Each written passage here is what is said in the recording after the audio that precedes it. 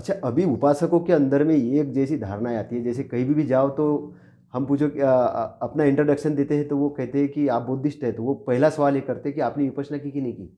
अगर आपने विपश्यना नहीं की तो आप बुद्धिस्ट नहीं हैं। ये एक जो प्रश्न जो निर्माण हो रहा है, इस इस पर आप क्या कहना चाहेंगे कि एक उपासक के लिए क्या विपश्यना अनिवार्य है और विपश्यना नहीं किया तो बुद्ध का अनुयायी नहीं हो सकता है, उपासक नहीं हो सकता है? देखिए,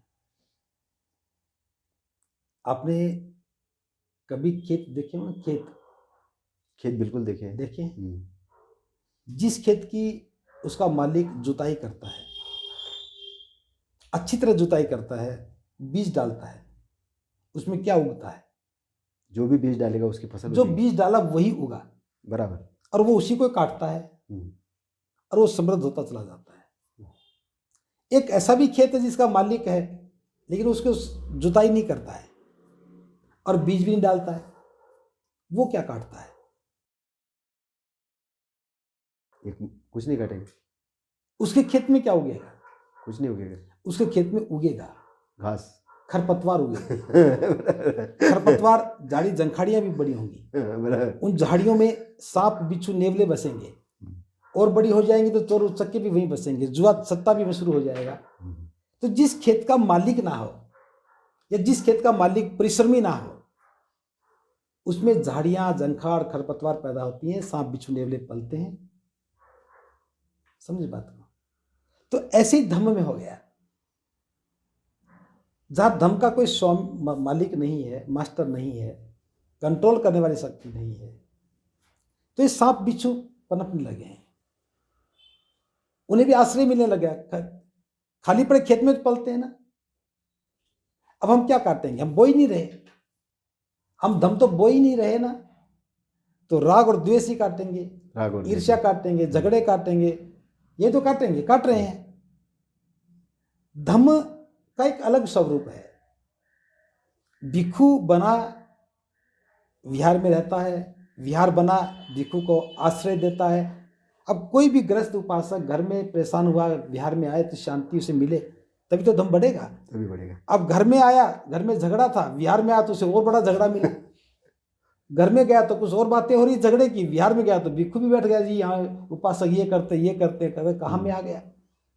एक परेशानी से निकला, दूसरी परेशानी सामने खड़ी है, तो वो कहाँ जाएगा?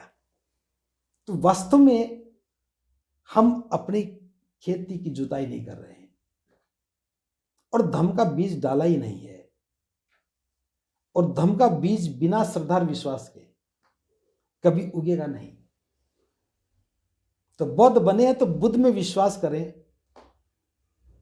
और भिक्षु पर भी विश्वास करके उनका अनुसरण करें। अब भिक्षु भी अलग हो गया, गायब हो गया, बुद्ध भी हमारे सामने नहीं है, बस विहार हमारा है, विहार का ताला हमारा, विहार की चाबी हमारी, बस ये महत्वपूर्ण हो गया। विहार का मकसद क्या है? किस लिए विहार बनाया? उसको ताला क्यों लगे? हम व्यवस्था करें, उसमें लोग आए, शांति से बैठे। तो जो आपने बात कही विपश्यना वाली बात, देखा कि धम्म आगे बढ़ रहा है, इसका कोई ठीक स्वरूप देने वाले लोग नहीं है, तो उन्होंने अपना क्लेम कर दिया, जो विपश्यना करेगा वही बड़ा बौद्ध बनेगा। अब विपश्यना धम्म की एक जरूरत है, एक अंग है। मन को नियंत्रित करने के लिए, एकाग्र करने के लिए, विकारों को दूर करने के लिए ध्यान साधना एक महत्वपूर्ण हिस्सा है, लेकिन ध्यान साधना या विपश्यना संपूर्ण धम्म नहीं है। अब जिन्होंने धम्म को सीखा नहीं, सीधे विपश्यना में चले गए। अब जहां गए उसी की तो बात करेंगे ना, उसी की बात करेंगे। बराबर। भाई विपश्यना में गए तो विपश्यना का पाठ पढ़ाए। अब धम्म और विपश्यना, धम्म को तो पढ़ा ही नहीं, तो धम्म की चर्चा कैसे करेंगे?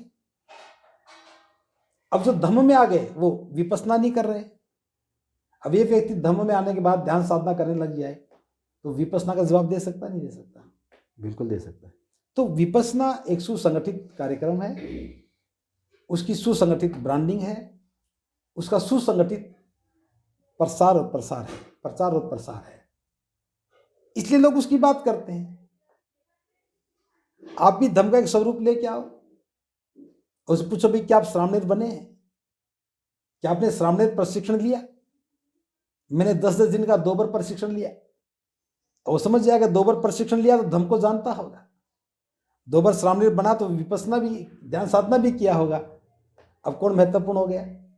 जो श्रामणीर बना वो। जो श्रामणीर बना वो, क्योंकि उसने 10 दिन भिक्षु का जीवन जी के देखा है। अब वो साधारण कपड़ों में ध्यान साधना कर रहा है, ये 10 दिन भिक्षु बनकर के जी के देखा है, व्यवहारिक जीवन जी के देखा है। अब एक तरफ व्यवहारिकता का है और एक तरफ सिर्फ एक छोटा सा डेमोस्ट्रेशन है। तो जब बात सामने आएगी तो सवाल पूछने वाला सोच कहेगा कि मैं तो अभी श्रामणीर बना ही नहीं, श्रामणीर बने। गृहस्थी था, 10 दिन घर से दूर रहा हूं, वो एक अलग बात है, लेकिन सब कुछ तो वही था। अब यहां देखिए, उर्वेला कश्यप उस समय का बहुत विद्वान था, सन्यासी। उस क्षेत्र में वो सबसे अग्रणीय था। उसके 500 शिष्य, दोनों भाई भी उनके अनुयायी थे, उनके भी 200-300 शिष्य, 1000 जिसके साथ 5 शिष्य हों, वो तो बड़ा ही व्यक्ति होगा ना। और बुद्ध जानते थे कि उर्वेला कश्यप बड़ा अहंकारी भी है, लेकिन बुद्ध जानते थे कि उसके पास जो है उसका स्वामी तो वो है, लेकिन जो मेरे पास है वो तो उसके पास है ही नहीं। इतनी बात तो थी ना। बिल्कुल। तो एक ही बात तो पूछी, क्या आप अरहत हैं? बोले वो क्या होता है? अब समझ में आ गया अरहत क्या होता है। राग द्वेष मोह लोभ को खत्म किए बिना अरहत कैसे बना जा सकता है? और उनके मन में तो वासनाएं भी हैं, उनके मन में तो कामनाएं भी हैं। मरने के बाद स्वर्ग में भी जाना है, वहाँ परियां भी सुंदर दिखेंगी, वहाँ अमृत भी पिएंगे, और सारी कामनाएं लेके जो काम कर रहे हैं वो अरहत कैसे बन सकते हैं? बिल्कुल बिल्कुल नहीं। ये एक सवाल ऐसा ही आया था बनते। एक सेकंड बस, इतना समझ में आ गया उसे कि मेरे पास बहुत कुछ है, लेकिन मैं अरहत नहीं बन सकता, और अरहत बन नहीं सकता, निब्बान का मार्ग पर जा नहीं सकता, तो फिर इस योग्यता का क्या? और शरणागत हो गया।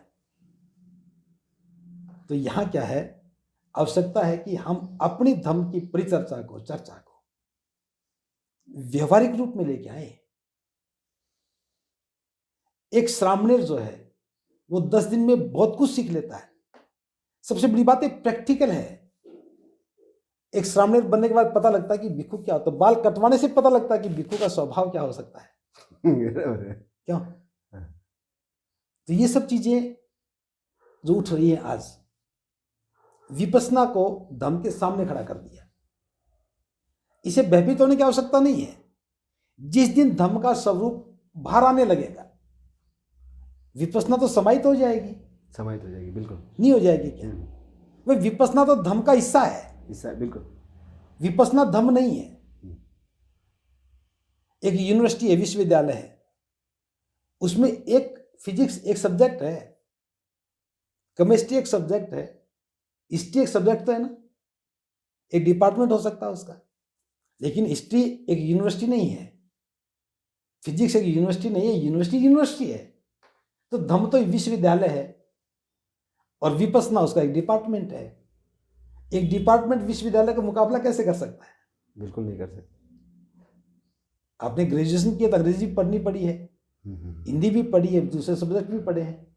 अब एक सब्जेक्ट को छोड़कर के क्लास तो पास नहीं होती ना। अब कोई भिक्षु बना है, भिक्षु बनने के बाद अगर ध्यान साधना नहीं करता तो चित्त की निर्मलता कहाँ से आएगी? उसकी बेसिक नीड है। एक उपासक धम्म में आया है, वो ध्यान साधना करने लग जाता तो उसका जीवन श्रेष्ठ हो जाता, तो उसकी मूल जरूरत है ये। तो ध्यान साधना भिक्षु के लिए भी आवश्यक है, उपासक के लिए भी आवश्यक है, लेकिन इतनी आवश्यकता है जितना उसको है उतना ले ले।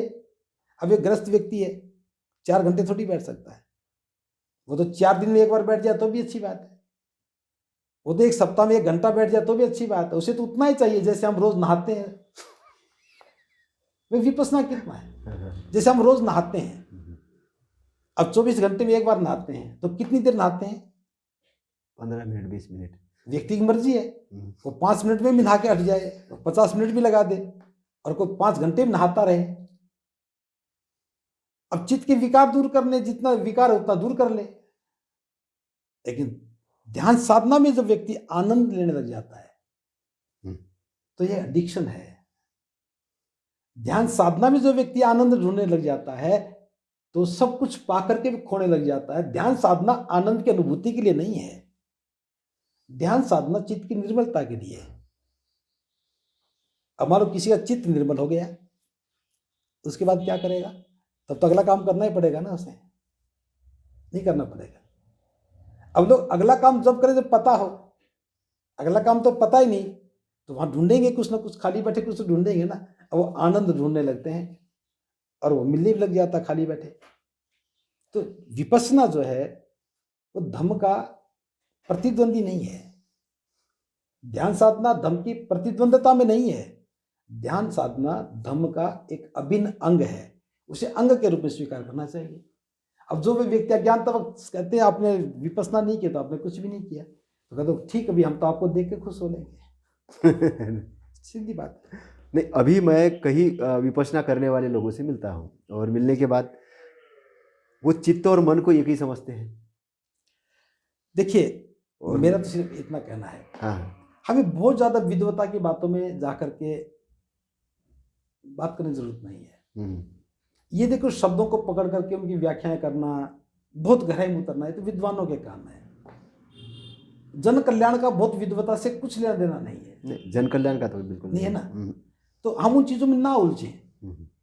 हाँ, कोई प्रोफेसर है जिसे बच्चों को पढ़ाना है, भिक्षुओं को पढ़ाना है, वो चित्त की बात करे, मन की बात करे और अंदर की गहराई की बात करे।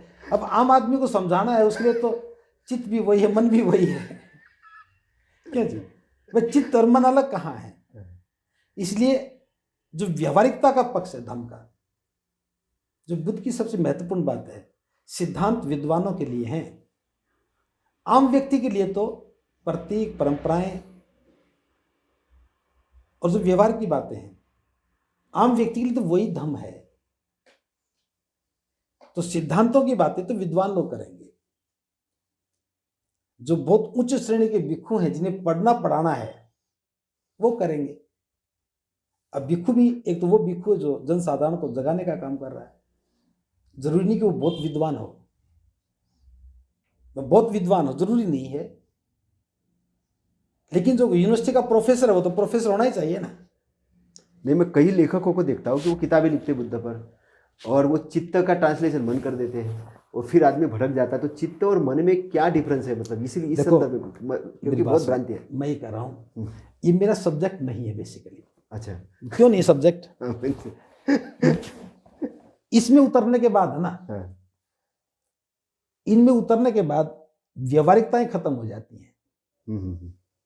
और मैं चाहता हूं मैं हमेशा व्यवहारिक बना रहा हूं, क्योंकि आम आदमी की व्यवहारिक चीजें काम आती हैं। आम आदमी की तो व्यवहारिक चीजें काम आती हैं। और बस मैं उस व्यवहारिकता के लिए ही भिक्षु बन करके काम कर रहा हूं। जैसे जो विद्वान लोग हैं, शोध करने वाले लोग हैं, जिन्होंने धम्म में रह करके PhD की है, पाली का अध्ययन किया है, वो बहुत बेहतर समझा सकते हैं। तो ये सवाल तो आप किसी और से भी पूछ सकते हैं। मेरे से तो व्यवहारिकता के बीच में बात करेंगे तो मैं ज्यादा बेहतर समझा पाऊंगा।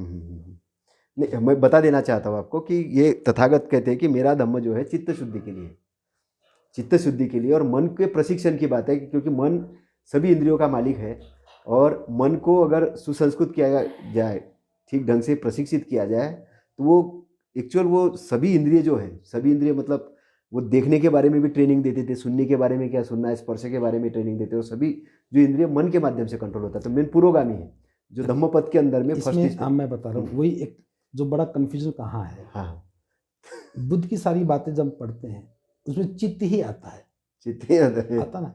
लेकिन धम्म पद को जब पढ़ते हैं तो पहला पद मनोपमा धम्मा मनोसेठा मनो, स्टार्टिंग है मन का आता है। अब यहाँ चित्त नहीं है, मन है। तो संदेह तो अभी चित्त और मन अलग अलग, ये सिर्फ समझाने की बातें हैं। व्यवहारिकता हमारी मन से समझ में आ जाती है। मन से समझ में आ जाती है।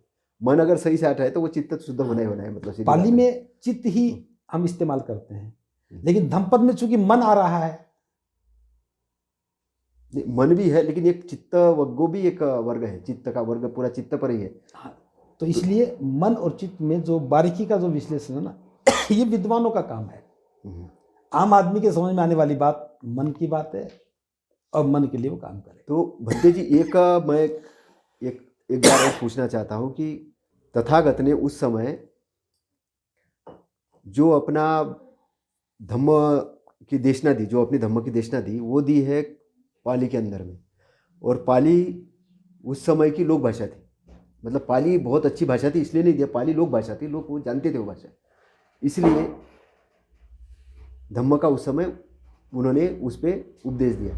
लेकिन आज के समय में हमारी जो भाषा है वो या हिंदी है या अलग अलग मगधी है, जो मराठी है, अलग अलग क्षेत्र में जाएंगे अलग अलग भाषा है।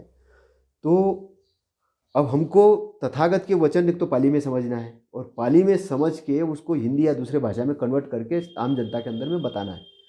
तो इसमें सबसे बड़ी जो विद्वान लोग हैं, जैसे हमारे भिक्षुगण हो गए या श्रेष्ठ उपासक हो गए, ये जो पाली पढ़ना चाहे उसके लिए क्या काम करने वाले आप, या संघ क्या काम कर रहा है, या उपासक क्या काम कर रहे हैं, थोड़ा सा उस पर, या क्या काम करना चाहिए? देखो, काम करना चाहिए ये अलग विषय है। हमें पाली के अध्ययन केंद्र खोलने चाहिए। पाली के अध्ययन केंद्र खोलने चाहिए, ठीक है। जिन जिन विश्वविद्यालयों में पाली पढ़ाई जाती है जी हाँ जी, वहाँ कुछ लोगों को पढ़ने के लिए जाना चाहिए और पाली के ऊपर हमें शोध भी करने चाहिए। ये तो एक आवश्यकता है, किसी भिक्षु की सामर्थ्य में नहीं है कि वो ये काम कर सके। कुछ काम तो राज्य सरकार के ऊपर निर्भर करते हैं, कुछ काम धर्म अनुयायी भी बड़े पैमाने पे कर सकते हैं। तो ये तो एक काम हो गया कि पाली पर शोध होना चाहिए, पाली पर बातें होनी चाहिए, पाली पर अध्ययन भी होना चाहिए। दूसरी बात जो बहुत महत्वपूर्ण बात है, जो विद्वान लोग हैं, जैसे मान लो जो पाली पे पढ़ा, प्रोफेसर बना या पीएचडी की, वो भले भिक्षु बना या नहीं बना, उसे लिखना भी चाहिए। लेकिन वो लेखन जो है वो जन साधारण को ध्यान में रख करके करना चाहिए। अभी हम देखते हैं बहुत से विद्वान लोग लिखते हैं, उनकी भाषा शैली इतनी जटिल होती है कि समझ में नहीं आती। बराबर। अब जैसे राहुल सांकृत्यायन ने जो अनुवाद किया त्रिपिटक का, अब पढ़ ही नहीं, हम जैसे लोग नहीं पढ़ सकते। एक लाइन को पढ़ने के लिए 4 बार वापस जाना पड़ता है, बहुत क्लिष्ट हिंदी है, 4 बार वापस जाना पड़ता है एक सेंटेंस को पढ़ने के लिए, फिर समझना पड़ता है क्या लिखा है, धैर्य जवाब दे जाता है। मैं अपनी बात बता रहा हूँ। नहीं, बिल्कुल बिल्कुल सही कह रहे हैं। ठीक है, उन्होंने जो कर दिया, तो सेकंड उसके बाद जो लेखक आए उनको उसे सरलीकृत करना चाहिए। पाली को तो ऐसा बचा के रखें और अलग अलग भाषाओं में उसका सरलीकरण होना चाहिए। वैसे आज भी सारे भिक्षु लोकल भाषा में ही बात करते हैं। महाराष्ट्र के भिक्षु मराठी में ही बात करते हैं, हिंदी भाषी हिंदी में ही बात करते हैं, और राजस्थान के भिक्षु तो राजस्थानी में ही बात करते हैं। वो तो सब है, लेकिन जो बुद्ध वाला प्रभाव क्यों नहीं है? क्योंकि सरल भाषा के साथ साथ, जन साधारण की भाषा के साथ साथ वो व्यक्तित्व भी चाहिए। अकेली भाषा प्रभावित नहीं करती, भाषा तो एक माध्यम है बात को समझने का, कम्युनिकेशन का, बराबर, कम्युनिकेशन का है। भाई मैं जो बात कह रहा हूँ वो आपकी समझ में ठीक आना चाहिए। तो वो तो जहां से भिक्षु बना है उस क्षेत्र की वही भाषा है। लेकिन जो बाधा है वो क्या है? हमारी बाधा ये है कि जो बताने वाला व्यक्ति है उसका व्यक्तित्व प्रभावशाली नहीं है। अब बिना प्रभावशाली व्यक्तित्व के उस शब्द का कोई अर्थ ही नहीं है। समझ बात? अब जो दूसरा काम था पाली भाषा के साथ साथ, जो मास्टर हैं, जो भिक्षु हैं या जो उपासक हैं, जो प्रचारक हैं, उनमें एक व्यक्तित्व का निर्माण किया जाता है। अब व्यक्तित्व के निर्माण के तो कोई काम ही नहीं देश में। अब मैं जो काम कर रहा हूं, मुझे किसी ने सिखाया नहीं कि आप ऐसे करो। अब बिना सिखाए अगर हम काम करेंगे, बिना सीखे अगर हम काम करेंगे तो गलतियां तो करेंगे ना। बिल्कुल। गलती नहीं कम भी करेंगे तो वो परफेक्शन तो नहीं आएगी जो आनी चाहिए। तो पाली भाषा के साथ साथ व्यक्तित्व निर्माण, प्रचार तैयार करने की योजना, एक श्रेष्ठ भिक्षु बनाने की अवधारणा, जन साधारण की क्या आवश्यकता है उन पर काम करना, ये बिना एक शोध केंद्र के, बिना एक संस्थान के संभव नहीं है। मैं एक साधारण सी बात करता हूं। जैसे सभी लोग पंचशील की बात करते हैं, 5 शीलों की बात करते हैं। क्या आपने कभी किसी भिक्षु को, उपासक को शीलों पर देश ना देते सुना है? नहीं, वो तो अर्थ ही नहीं जानते कि उसका मतलब क्या है। देखिए, बहुत कम। मैं कहता हूं 5 शील ही इतने महत्वपूर्ण है कि 5 दिन तक इन्हीं पर चर्चा करता रहे व्यक्ति, जिंदगी में दूसरा पढ़ने की आवश्यकता नहीं पड़ेगी। जो इस पहली क्लास को पास कर ले उसको फिर 4 श्रेष्ठ सत्य पढ़ाओ, फिर उसको अष्टांगिक मार्ग पढ़ाओ, फिर उसको पारमिता पढ़ाओ। आम आदमी के लिए पारमिताओं से आगे जाने की जरूरत ही कहाँ है? भाई मध्यम मार्ग समझ में आ जाए तो पारमिताएं तो अपना समझ में आ जाएंगी। अच्छा, अब देखिए मैं 3 बिंदु पर बात कर रहा हूं, शीलों पर, मध्यम मार्ग पर और पारमिताओं पर। हमारा जीवन इसी से बहुत सुंदर बन सकता है। लेकिन मैंने किसी को भी आज तक शीलों पर, मध्यम मार्ग पर, पारमिता पर बात करते नहीं सुना है। जनसाधारण को पता ही नहीं कि इन पर क्या बात भी हो सकती है। अब सम्यक दृष्टि है, मैं खत्म कर रहा हूं। सम्यक दृष्टि है, खूब हम बात करते हैं सम्यक दृष्टि की। अगर सम्यक दृष्टि पर ही सारा ध्यान लगा दिया जाए तो जीवन तो रूपांतरित हो ही जाएगा। जिसकी दृष्टि सम्यक हो जाए, अज्ञानता का नाश हो जाए, तो निश्चित रूप से प्रज्ञा क्या है? चित्त की निर्मलता ही तो प्रज्ञा है। और चित्त निर्मल हो गया तो प्रज्ञावान हो गया। चित्त निर्मल जब होगा जब दृष्टि सम्यक होगी, दृष्टि सम्यक जब होगी जब अविद्या का नाश होगा।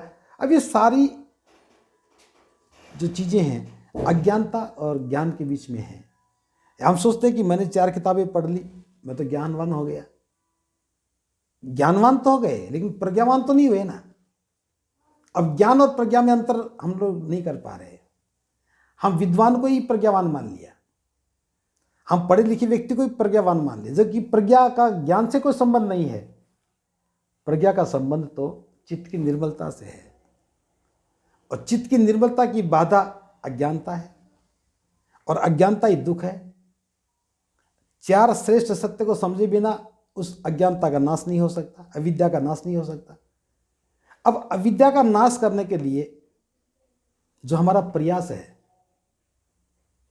उस प्रयास के बाद जो अविद्या का नाश होगा, दृष्टि सम्यक होगी, चित्त निर्मल होगा, हम प्रज्ञा में आ गए। इतना सा ही अगर धम्म समझा दिया जाए व्यक्ति को, उसका तो कल्याण हो गया ना। बिल्कुल बिल्कुल। अब जैसे मैं छोटा सा उदाहरण देकर के बात को विराम दे रहा हूं। व्यक्ति का जीवन जो है बिना धन के नहीं चलता। हम अपनी आवश्यकताओं की पूर्ति धन से करते हैं। क्या इसकी कोई सीमा तय है क्या? कितना धन हो तब वो सुखी हो जाए? नहीं, कोई सीमा नहीं। अब एक व्यक्ति है जिसके घर में कोई आजीविका का साधन नहीं था। अगर वो चतुर्थ श्रेणी कर्मचारी लग गया, 10,000 रुपये उसके घर में आ गए तो सुखी हो गया। हो गया ना। वो अपनी आवश्यकताएं 10,000 रुपये पूरी कर लेता है, सुखी है। लेकिन उसी घर में उसका बेटा 10,000 रुपये में से सुखी नहीं हो सकता। अब उसे तो क्लास 3 नौकरी चाहिए, और टीचर लग गया। अब वो उसे ज़्यादा सुखी हो गया, कहता अब तो मेरा जीवन बहुत बढ़िया हो गया। उसी घर में से तीसरा आदमी आएगा, अब वो उस नौकरी से संतुष्ट नहीं होगा, उसे तो ऑफिसर बनना है। अब एक व्यक्ति 10,000 रुपये लेकर के सुखी हो गया, एक व्यक्ति 2 लाख रुपये महीने का कमा रहा तब सुखी हो रहा है। तो ऐसे ही धम्म है। जो पहली बार धम्म में आ रहे हैं उनको तो सीधे समझ में आ जाए, उनका तो कल्याण हो गया। जो दूसरी पीढ़ी है वो कहीं सील से बात नहीं बन रही, हम तो निब्बान की ओर जाना चाहते हैं, तो भाई अष्टांगिक मार्ग का अभ्यास करो। अब अष्टांगिक मार्ग समझ में आ गया, भाई निब्बान का द्वार तो खुल गया, लेकिन निब्बान तक जाना है तो पारमिताओं का अभ्यास करो। तो धम्म ऐसे ही आगे बढ़ेगा। लेकिन हमने कोई सिलेबस नहीं बनाया, किसको क्या पढ़ाना है, कब क्या पढ़ाना है, जिसकी समझ में आया जब वही बोल दिया। किस अवसर पर क्या पढ़ाना है बात नहीं है। तो ये जो एक बाधा है, तो आपको जो सवाल था कि पाली की एक बहुत महत्वपूर्ण विषय है कि पाली के ऊपर हम काम करें, पाली पर शोध हो, पाली पर अध्ययन भी किया जाए, और पाली के साथ साथ धम्म को भी सरल भाषा में लोगों तक पहुंचाने के लिए लेखन का कार्य भी करना चाहिए, जो भाषा शैली लोगों की समझ में आने वाली हो। बहुत बड़ा साहित्य महत्वपूर्ण हो सकता है, लेकिन सबके कल्याण के काम नहीं आ सकता। तो छोटी छोटी पुस्तकों के रूप में हम इसको प्रसारित भी करना चाहिए। तो ये मेरा विचार था इस विषय में जो आपने कहा।